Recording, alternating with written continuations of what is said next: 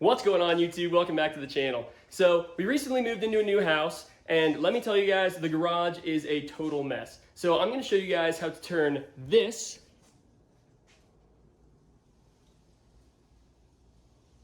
into this.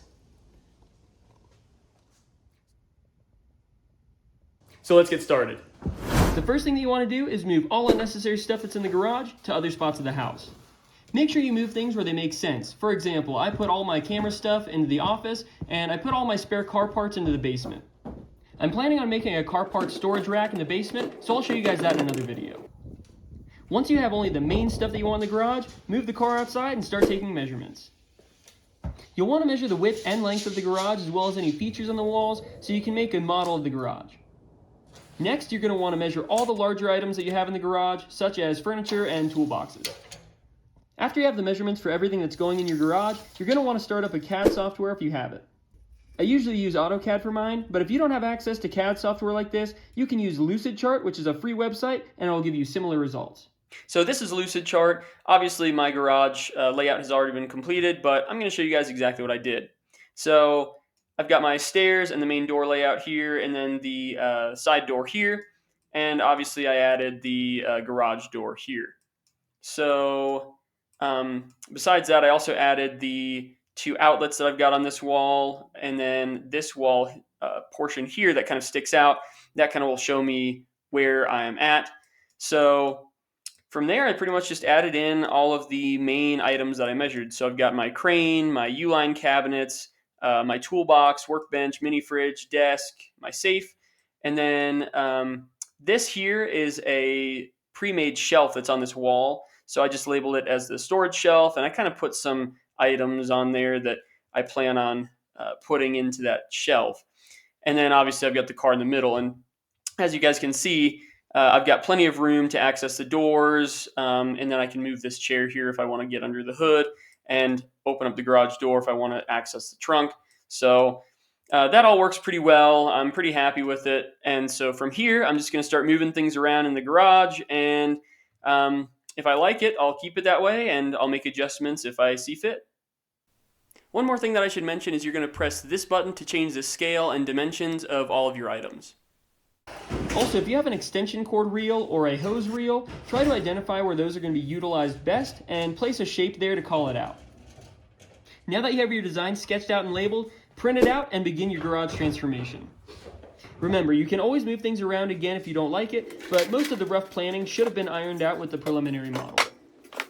If you have a spouse or roommate, get their input on the design as well. Brainstorming with others can give much better results.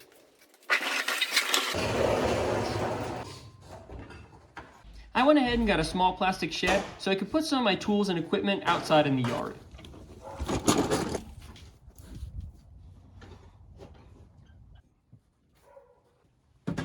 If you own your home, you can also create mezzanines and storage shelves if you have the money for materials.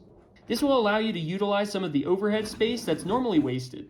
Especially if you have secondary doors in the garage, it can be helpful to utilize the space above as much as possible. I like to make the garage as efficient as possible, and I try to keep like tools together. If you have equipment that will be used together or on the same projects, keep them as close together as possible. This is going to save you a lot of walking time when you're working.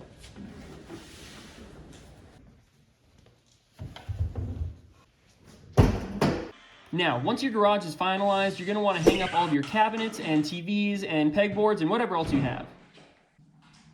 Make sure to set up your lighting as well so you can do some cable management. You definitely want to get your cable management done sooner rather than later because the farther you kick it down the road, the harder it is.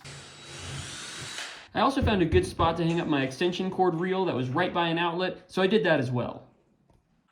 Unfortunately, there wasn't really a good spot where there was an electrical outlet for my overhead lights, so I had to use an extension cord.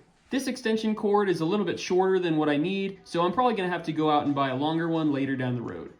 Now it's time to add those finishing touches and put all the small stuff where it needs to go. Make sure that while you're at it, you organize all your toolboxes and drawers.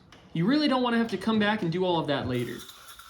Make sure to wipe off all your toolboxes and cabinets and give it a nice shine.